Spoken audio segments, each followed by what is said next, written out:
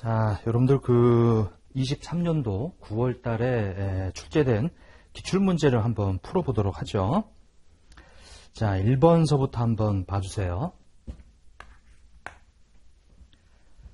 자, 다음 중에서 재무회계와 관리회계에 대한 설명으로 옳지 않은 것은, 요거는 아주 잘 나오는 유형이죠. 그래서 재무회계는 외부 정보 이용자한테 이제 정보를 제공하는 거고, 관리회계는 기업 내부 우리 정보 이용자, 즉 경영진한테 이제 제공하는 그런 회계예요.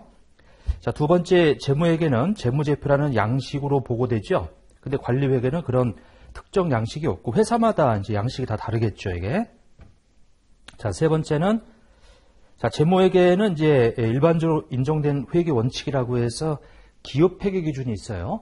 요건 이제 외관법이라고 하는 법률에 따라서 이제 제정이 되게 돼 있는데, 관리회계는 회사마다 다 다르고 그 어떤 경제 원리라든지 여러 가지 기법에 의해서 이제 계산이 되는 거지 어떤 법적 강제력은 없어요, 이게. 그래서 3번이 틀렸다. 그다음에 이제 네 번째, 거기 재무회계는 일반적으로 인정된 회계 원칙, 관리회계는 그런 거 없고요. 경제, 경영, 통계 등 다양한 정보를 활용해서 작성이 되는 거다라고 하는 거고요. 자, 그 다음에 2번을 한번 보시죠. 자, 다음 중에서 목적 적합성과 표현 충실성에 관한 설명으로 옳지 않은 것은, 자, 재무정보가 유용하기 위해서 목적 적합성을 가지거나 또는 표현 충실성을 가져야 한다라고 되어 있네요. 그래서 1번이 틀렸어요, 이게. 자, 거기서 말장난인데, 유용한 정보가 되기 위해서 유용한 정보를 제공하기 위해서 갖춰야 될 가장 근본적인 질적 특성으로 우리는 목표를 가져야 된다고 그랬어요. 이렇게. 그래서 이 목이라는 것은 목적, 적합성이라고 하는 것이고요. 그 다음에 표현, 충실성이라고 하는 거. 자, 그런데 이것은 둘 다 갖춰야 되는 이제 엔드 조건이죠. 엔드 조건. 오화가 아니에요. 오화. 자, 그래서 거기 뭐라고 되어 있냐면 가지거나 또는 그게 아니죠. 가지고 그리고 표현 충실성을 가져야 된다. 둘 다를 갖춰야 된다 이거죠, 이게. 그래서 그것의 어떤 하부 속성으로 이제 예피 중이다, 완중무다라고 하는 것이 이제 하부 속성으로 완중무. 자, 그래서 예측같이 피드백같이 중요성이고요. 완전한 서술, 중립적 서술, 그 다음에 무오류 이렇게. 그 다음에 이제 보강적인 서포트를 해주는 보강적인 질적 특성으로 적이 비검하다 이런 것이 있고요. 포괄적인 어떤 제약 요인. 그래서 이 포괄적인 제약 요인은 이제 이런 정보 생산을 통해서 얻게 되는 효익이 그 원가를 생산하는 데 들어가는 원가보다 커야 된다. 생산성이죠, 일종의. 그래서 이거를 근본적인 질적 특성, 보강적인 질적 특성, 그 다음에 포괄적인, 이것은 제약 요인이죠. 제약 요인, 이렇게. 이게 유용한 정보가 되기 위해서 갖춰야 될 질적 특성이라고 하는 것을 좀 봐주시고. 자, 이번에 완벽한 표현 충성을 위해서는 소술이 완전하고 중립적이고 오류가 없어야 되죠. 자, 3번에 목적 적합한 재무 정보는 정보 이용자 의사결정에 요거 이제 차이가 발생시키는 게 목적 적합성이라는 거예요. 자, 오류가 없다는 것은 현상의 기술에 오류나 누락이 없고 보고 정보를 생산하는데 사용되는 절차의 선택과 적용 시 절차상 오류가 없음을, 절차상 오류가 없음을 말하는 거지, 모든 면에서 완벽하게 정확하다는 것을 의미하지는 않죠. 다 중요한 멘트들이고 다 맞는 얘기고요. 1번이 틀렸다라고 하는 거고요. 그 다음에 이제 세 번째.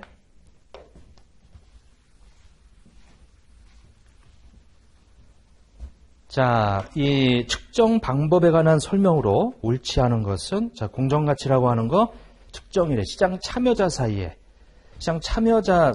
정상거래에서 자산을 취득할 때 지급할 가격, 이것이 공정가치의 정의죠.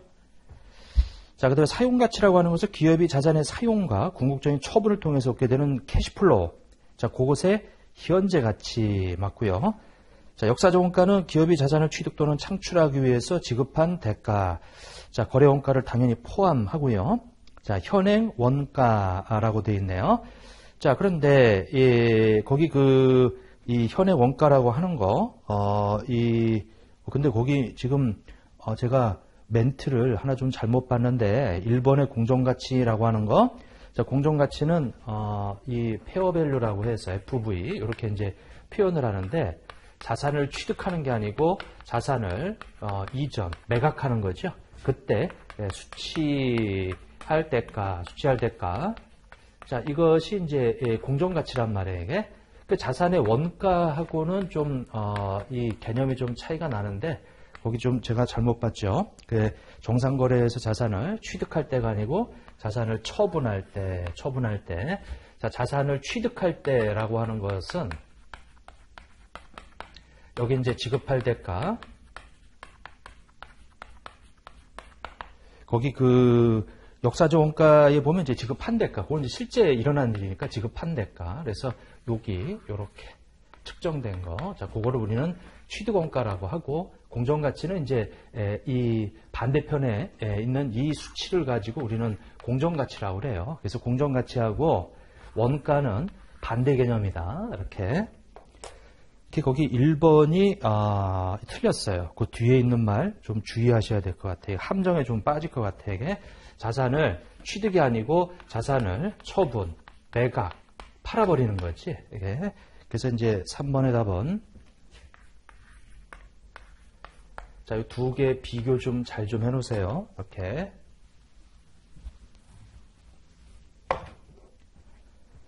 자, 그 다음에 4번을 한번 보시게 되면 자, 다음 중 포괄손익계산서 작성에 관한 설명으로 옳지 않은 것은 1번 단일 포괄손익계산서 또는 별개의 손익계산서와 포괄손익계산서 중 하나의 양식을 선택할 수 있죠. 포괄손익계산서는 표시 방법이 두 가지예요. 작성 방법이. 그래서 하나로 단일의 포괄손익계산서로 만들 수도 있고 두 개의 보고서로 만들 수도 있고. 자, 두 번째 포괄손익은 크게 단기손익과 기타 포괄손익으로 구성된다라고 하는 거. 자, 세 번째 재분류 조정은 단기나 과거 기간에 기타 포괄손익으로 인식했던 것을 단기손익으로 이걸 재분류하는 거죠. 그 재분류 조정. 자, 비용을 성격별로 분류하는 기업은 감가상각비, 기타상각비와 종업원급여 비용을 포함하여 비용의 기능별 분류에 대한 추가 정보를 주석에 공시한다. 이게 이제 바뀌었다는 얘기죠.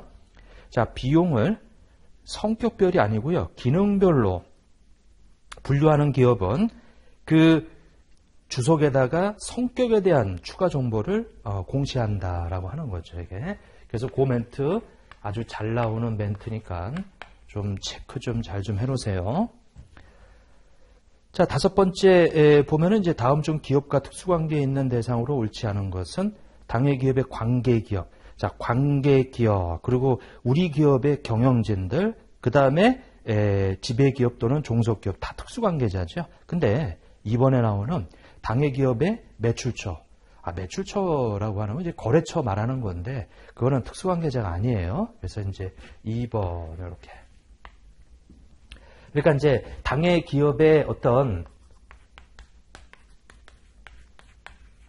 당해기업 임직원들, 그 다음에 당해기업과 어떤 관계기업, 그 다음에 이제 이 지배기업, 지배 종속기업 이런 데가 특수관계자지 이게 이렇게 되어 있다. 그래서 이제 이 관계기업은 주로 20% 이상 지분을 가지고 있는 그리고 지배 종속기업은 이제 50%를 주로 초과하는 지분을 가지고 있는 그런 기업들을 말해요. 이건 이제 우리 회사에 있는 임직원을 말하고 이런 사람들이 이제 특수관계자지 이게. 근데 이제 단지 우리 회사에서 물건을 사가는 거래처 특수관계자는 아니다라고 하는 거고. 자, 그래서 2번이 답이고요. 그 다음에 이제 6번을 한번 보시게 되면 자, 재고자산에 관한 설명으로 옳은 것은 재고자산은 취득원가와 순실현 가능 가치 중 낮은 금액으로 측정하죠. 이게 재고자산의 측정은 기말에 가서 우리가 기말 재고자산을 어떻게 측정할 거냐. 그 기말 재고자산은 이제 둘 중에 작은 걸로. 그래서 이 취득한 원가와 우리 순실현 가능가치 둘 중에 작은 걸로 이렇게 이제 측정을 하죠. 자, 다만 이제 주의하실 점은 이제 여기 중에서 이렇게 되는 경우에는 이제 그 차액을 평가 손실로 인식을 한다. 이렇게 차액을 이제 평가 손실로 인식하죠. 이렇게. 근데 만약에 요것이 이렇게 돼 있는데 이게 이렇게 되면 요것은 그냥 취득원가로 이제 인식을 하고요. 취득원가 이렇게. 취득원가하고 이제 차액은 인식하지 않지. 차액 인식하지 않는다. 이렇게. 만약에 순실현 가치가 더 커 취득원가보다 그러면 그거는 인식 안 해요. 그래서 이걸 보고 이제 저가법이라고 하죠. 떨어진 것만 인식하고 떨어지지 않은 것은 인식 안 하는. 자, 이제 그렇게 되어 있고, 그 다음에 이번에 매입 할인 리베이트 기타 유사한 항목은 매입 원가를 결정할 때 차감하지 않는다. 이렇게 되어 있죠.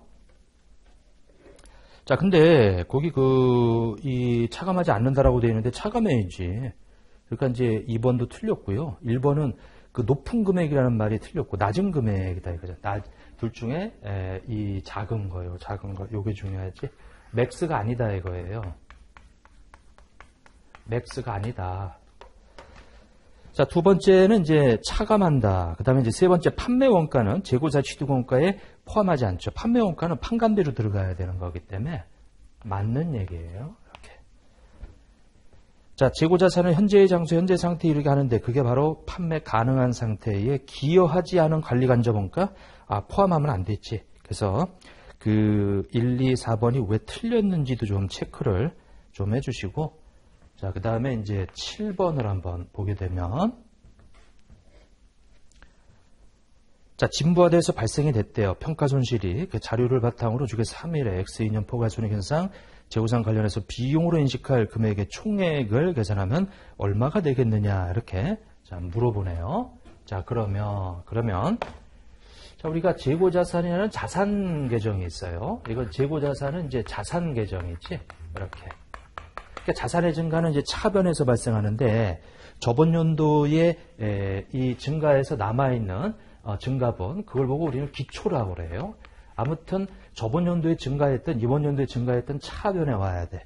그러니까 저번 연도 증가분으로 팔리지 않고 넘어온 증가분을 우리가 기초라고 하는데 그게 40만 원으로 이렇게 돼 있어요.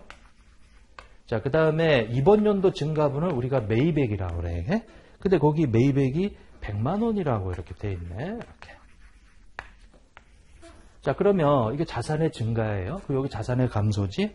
근데 거기 자산의 감소를 보면 결과적으로 X2년 12월 31일 재고자산 모든 평가 손실, 감모 손실을 차감하고 나서 그 결과적으로 저가법도 적용하고 나면 최종적으로 평가 손실 잡고 그 맨 마지막에 잡혀있는 최종 기말이 지금 자산으로 우리가 아까 제가 취득원가와 순실현 가치 중에서 뭐라냐면 미니멈이라고 그랬어요. 이게 작은 거. 그래서 최종적으로 이걸로 측정된다면 그럼 나머지가 우리가 비용이에요.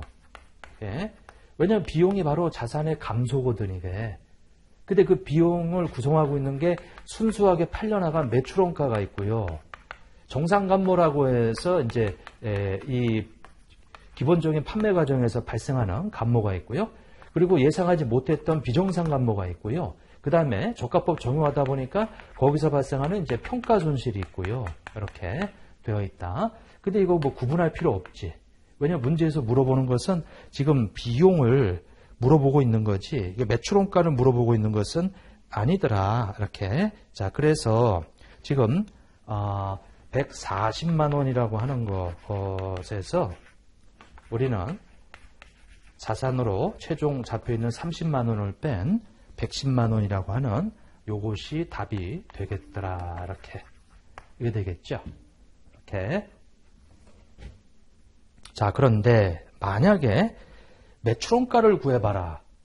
근데 문제에서 보면은 매출원가는 그 정상감모라고 하는 부분을 매출원가에 반영을 하고 있어요. 평가손실하고.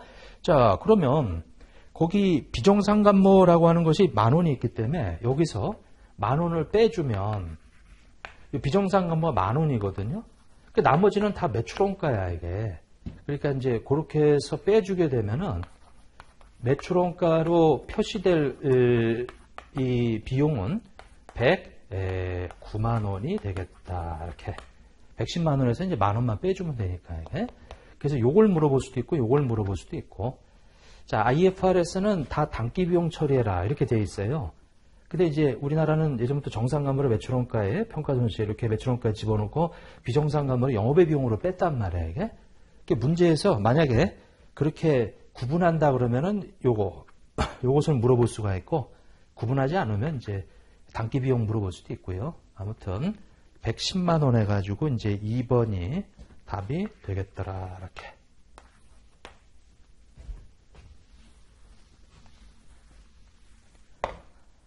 자, 그 다음에 이제 8번 한번 보면, 자, 지난 2년간 재고자산의 매입가액이 계속 상승했을 경우, 재고자 기말 재고의 평가에 있어서 손해주법을 적용하는 경우와 총평균법을 적용했을 때에 관한 설명으로 옳지 않은 것은 이렇게. 자, 우리가 물가 상승하고 있을 때 우리는 선, 이, 총, 후 이렇게 되어 있죠. 자, 이것이 뭐냐면 이제 기말 재고하고 이익이 많으면 이제 세금도 많겠죠. 방향이 같다. 반대로 이제 매출원가라고 하는 부분은 이 반대가 되겠죠. 이렇게. 자, 근데 지금 뭘 물어봤냐면 이제 손해손주법하고 이제 이 총평균법을 물어봤는데 손해손주법을 적용하는 경우와 총평균법을 적용하는 경우에 매출액은 동일하지. 매출액은 동일하죠. 이게 지금 원가의 관계가 이렇단 말이에요, 이게. 근데 이제 매가는 어차피 무슨 방법 쓰든 간에 매가는 똑같아요.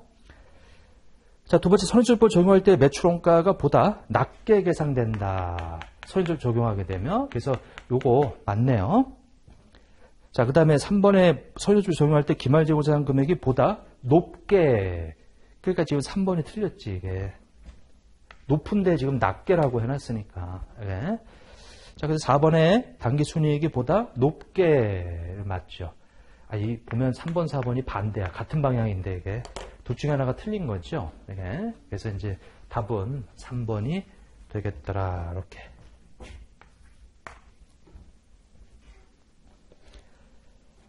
자, 다음 중에서 유형자산의 인식에 관한 설명으로 옳은 것은 이렇게 나와 있는데, 자, 안전도로 환경상의 이유로 취득하는 유형자산. 자, 이것도 직접적인 제품 생산에 투입되지는 않지만, 이거 미래경제적 효익을 자산의 결합으로 봤을 때는 자산으로 인식할 수 있어요. 그래서 1번은 틀렸다.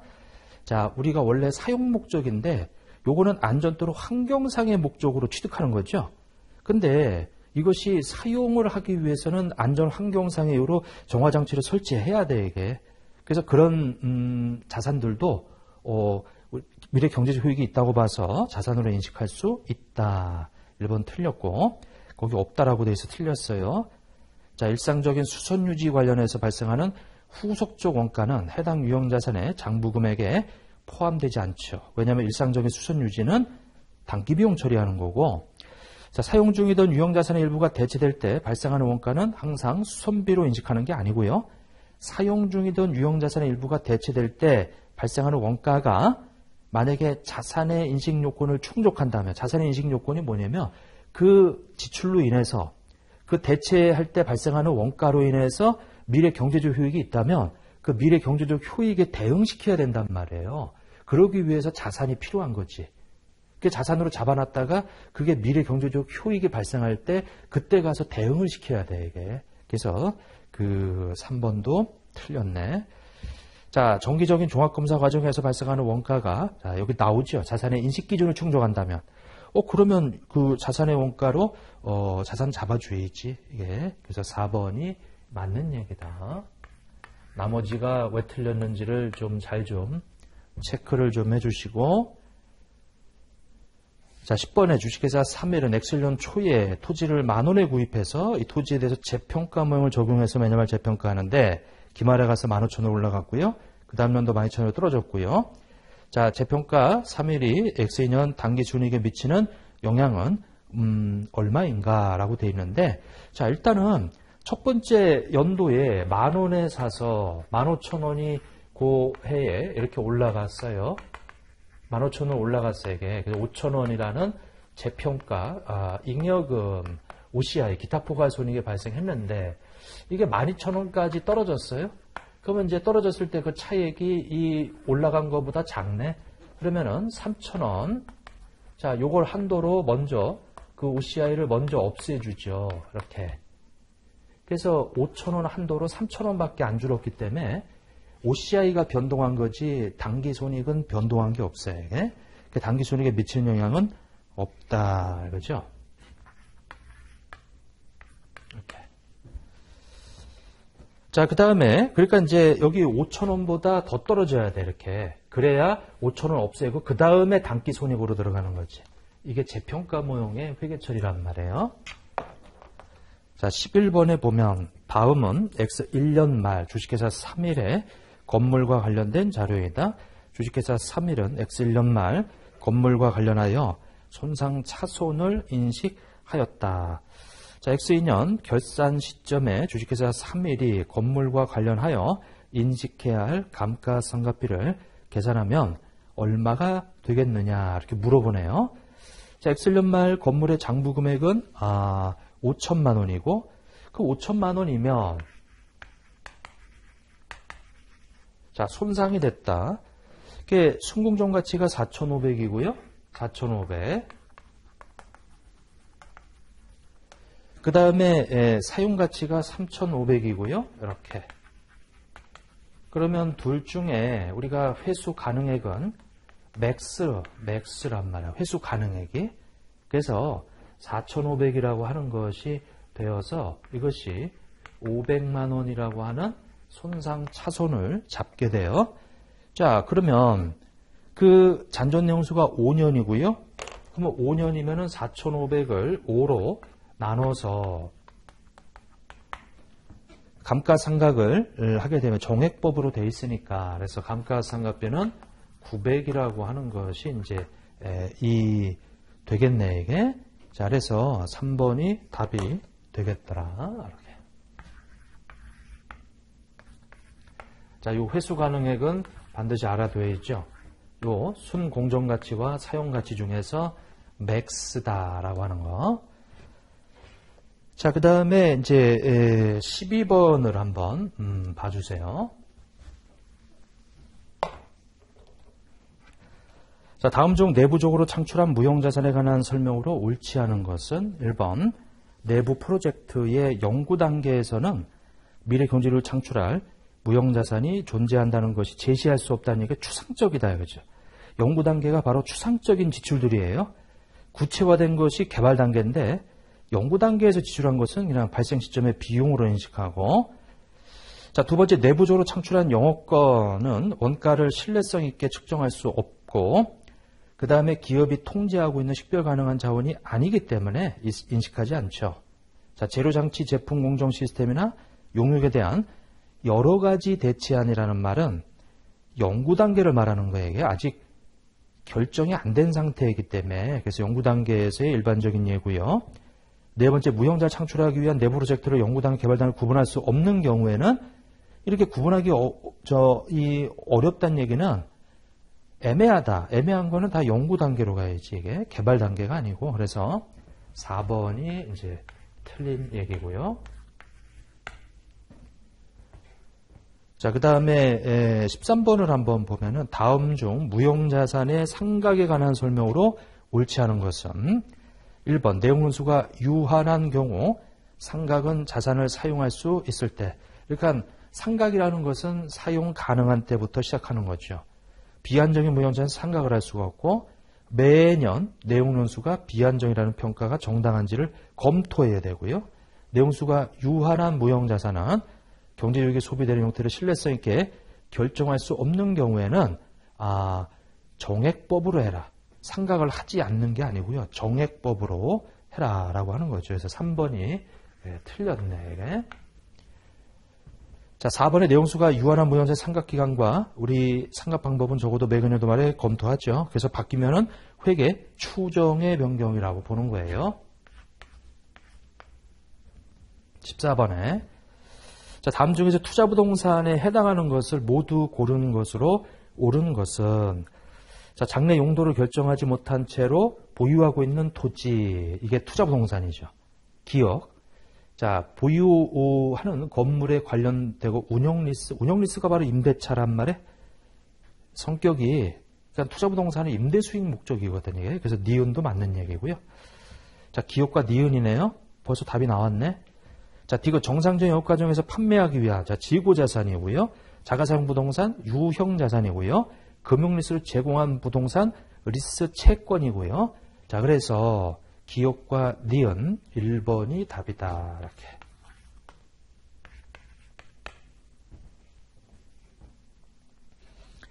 자, 다음에 금융자산과 관련하여 주제가 3일이 X1년 재무상태표상 기타 포괄손익 누계형으로 표시할 금액을 계산하면 얼마인가? 자, 지분 상품을 취득해서 FVOCI로 지정을 했네요. 취득 시 공정가치는 10만 원이고 취득 관련 수수료는 만 원. 그러면 11만 원이 우리 이 FVOCI의 취득 원가가 되겠네요. 공정가치에다가 거래원가를 가산하게 되어 있으니까. 자, 금융자산의 공정가치는 8만 원으로 떨어졌고요. 이렇게. 그래서 2만 원의 OCI 평가 손실이 발생했고, 요거 이제 평가 손실이에요. 그 다음에 X1년 말 금융자산 공정가치는 15만 원으로 또 올라갔고, 이렇게. 그래서 평가 손실 2만 원을 이렇게 없애면서 나머지 5만 원은 평가 이익으로 이렇게 잡히죠. 그래서 변동분은 우리 포괄손익계산서에 반영되는 거고 나머지 잔액이 우리 재무상태표에 남는 거죠. 5만 원이 이렇게. 자, 그래서 지금 문제에서 물어보는 게 재무상태표상 기타 포괄손익 누계액은 얼마냐라고 하는 건데 요거 거기 5만 원이 지금 5만 원이 아니네요. 11만 원에서 요거 2만 원. 요즘 요게 틀렸네. 이거 제가 잘못 봤죠. 3만 원. 이렇게. 이것도 3만 원. 이렇게. 요거 이제 15만 원에서 8만 원, 7만 원이니까 이거 4만 원이 되겠네. 이렇게. 그래서 15번의 답은 3번이 답이 되겠다. 이렇게. 근데 이거는 좀 알으셔야 돼, 이게. 자, 이 뭐냐면 이제 이 포괄 손익계산서에 이 OCI에는 요 3만 원이 들어가고요. 이렇게. 3만 원이. 그리고 단기손익에는 하나도 안 들어가는 게 없고. 그 다음에 이제 재무상태표에는 이 OCI, 이 누계액이지. 누계액에 3만 원이 이제 잔액으로 있는 거예요. 그 다음에 그 다음 연도에 우리 포괄 손익계산서에 단기손익에는 여전히 아무것도 없고, 이거 두 개 더해서 7만 원만큼 이게 이제 평가, 이게 손실이니까 이렇게 변동이 7만 원만큼 변동했지. 그래서 FP에는 3만 원에서 7만 원 하게 되면 이거 4만 원이 이제 OCI 누계액에 이렇게 남아 있는 것을 말한다. 문제에서 물어본 거 이걸 물어봤단 말이에요. 근데 이걸 물어볼 수도 있어요, 이게. 포괄손익계산서에 반영되는 변동분은 7만 원이다. 7만 원이다, 이게. 그렇게 좀 구분을 좀 해놓으세요. 자, 그 다음에 16번.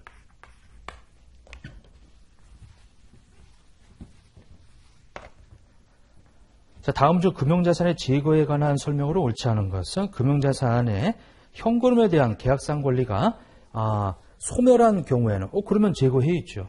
소멸했으니까. 내가 받을 채권인데 거기서 그 권리가 소멸되면 제거돼야지. 자, 두 번째, 금융자산의 현금에 대한 계약상 권리를 양도했는데 거기 그 금융자산에 들어가 있는 위험과 보상이 대부분이 이전이 됐으면 제거돼야죠. 자, 금융자산의 현금에 대한 계약상 권리를 양도하고 양수자가 당해 금융자산을 제3자에게 매각할 수 있는 능력을, 그러니까 양수자가 자유롭게 그걸 매각할 수 있다는 얘기는 통제가 다 넘어갔다는 얘기예요. 그럼 제거해야지. 자, 네 번째, 금융자산의 현금에 대한 계약상 권리를 양도하고 양도자가 매도 후에 미리 정한 가격으로 당해 금융자산을 재매입한대요. 그러면 이것은 양도한 것이 이걸 담보로 돈 빌린 거다 이거예요. 왜냐하면 다시 가져올 거니까 재매입하기로 했대요. 그럼 이거는 제거하면 안 되죠. 그래서 실질이 양도가 아니다. 그래서 이제 4번이 틀렸죠. 제거하면 안 된다. 자, 그 다음에 17번. 금융상품에 관한 설명으로 옳지 않은 것은 1번 금융상품은 거래 당사자에게 금융자산을 발생시키고 동시에 거래 상대방한테 우리 금융부채 또는 지분상품을 할 수 있는 모든 계약이다. 이 금융상품의 정의죠. 이게.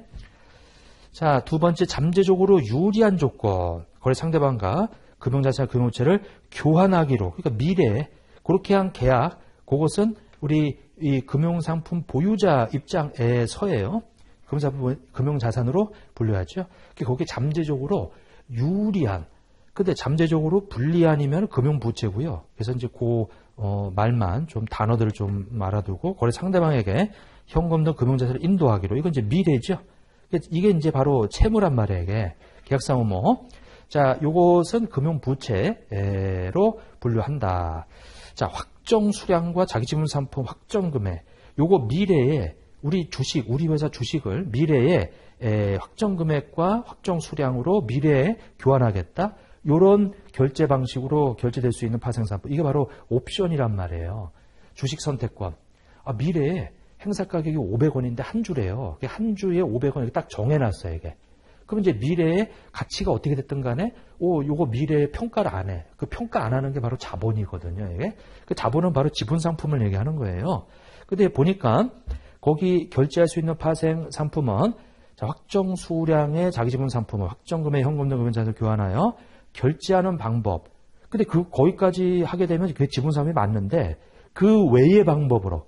그러니까 외의 방법이란 얘기는 확정 대 확정이 아니란 얘기야, 이게. 그러면 그거는 확정과 확정이 아니란 얘기는 미래가 불확실한데 미래 가서 평가한단 말이에요. 그거는 이제 이 금융부채지. 그래서 이건 지분 상품으로 분류하는 게 아니고 금융부채 이런 걸로 분류해 있지. 그러니까 확정 대 확정이면은 지분 상품이지만 그 외의 방법으로 결제되면은 지분 상품이 아니에요. 이거는. 그래서 그것은 금융부채 또는 금융자산 이쪽으로 가야 된다. 자, 18번에 전환사채를 600만 원에 발행했어요. 주식회사 3mm 전환사채 발행 시점에 계상한 전환권 대가는 계산하면 얼마가 되겠느냐 이렇게. 자, 거기 전환사채를 600만 원에 발행을 했죠. 자, 근데 그 안에 일반 사채일 경우에 거기 시장이자율이 12%로 되어 있어요. 그러면 그 액면금에 600만 원하고 거기 이 현재 가치 계수가 0.7118. 그 다음에 600만 원의 표시자율 10%니까 이제 60만 원. 매년 60만 원씩. 그럼 요거는 이제 부채거든요. 우리 일반 사채의 캐시플로우에서 거기 연금의 현재 가치 계수에 2.4018 이렇게. 자, 행사되지 않는다면 미래에 지급하게 될 캐시플로 요 의무가 요건데 요것의 현재 가치가 이 전환사채 안에 들어가 있는 이 금융부채에 대한 현재 가치가 될 거다. 그러면 600만 원 곱하기 0.7118 그 다음에 60만 원 곱하기 2.4018 자, 하게 되면 이것이 5711880이고요. 그러면 거기서 이걸 빼면 나머지는 전환권 대가로 받은 거다. 600. 그래서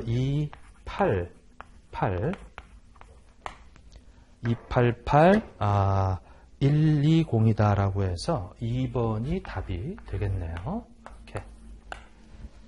자, 그 다음에 19번을 보면은 다음 중 사채의 회계 처리에 관한 설명으로 옳지 않은 것은 자, 사채 발행비는 사채 발행 금액에서 어떻게 해요? 차감하죠? 그 차감하게 되면 지금 현재 조달되는 금액이 줄어들어요. 그러니까 줄어든다는 얘기는 미래에 지급하게 될 금액은 픽스되어 있는데 지금 현재 조달된 금액이 줄어들면 이자가 늘어난다는 얘기죠. 결국 사채 발행비는 지금 비용 처리 안 하고요. 미래에 가서 이자 비용 처리하겠다. 그럼 이자 비용 이 처리하면은 미래에 지급하게 될 캐시플로우하고 지금 차이가 더 벌어져야지. 자, 1번 맞고 2번 사채 발행비가 없는 상황에서 사채의 조기 상환하는 경우 상환일의 시장이자율이 발행일의 시장일보다 높대요. 시장이자율이 높으면 가격이 떨어지거든. 떨어지면 어떻게 돼요? 당연히 지금 주게 되는 금액이 작으니까 사채 상환 이익이 발생하지. 자, 19번의 답은 이렇게 되겠더라. 자, 그래서 이 상환시 시장이자율과 발행시 자, 유효이자 사채 발행비가 없으면 이것이 곧 시장이자율하고 똑같은 거예요. 사채 발행비가 없다면 이렇게. 자, 그래서 이것이 지금 이렇게 크다 이거죠. 그럼 지금 현재 요 상환가액이 어떻단 얘기예요? 상환가액이 이자율이 높으면 그만큼 이자를 현재 가치 할 때 이자가 많이 깎이니까 상환가액이 떨어진단 말이에요. 발행시 유효이자 이것은 이제 우리 장부 금액이지. 지금 현재 남아있는 장부가액하고 비교했을 때 이렇게. 자, 그래서 지금 내가 갚아야 될 장부가액보다 실제로 준 상환가액이 더 작다. 그래서 이것은 이익이 발생하겠다. 이렇게 되겠죠. 같으면 어떻게 돼요? 같으면 이제 이것도 같은 거예요. 발생하지 않고요. 만약에 이렇게 되면 어떻게 돼요? 이렇게 되면. 여기 지금 상환시 시장이자율이 더 작아. 그러면 이 상환가액이 더 커요. 그러면 이제 손실 나지. 손실. 이렇게.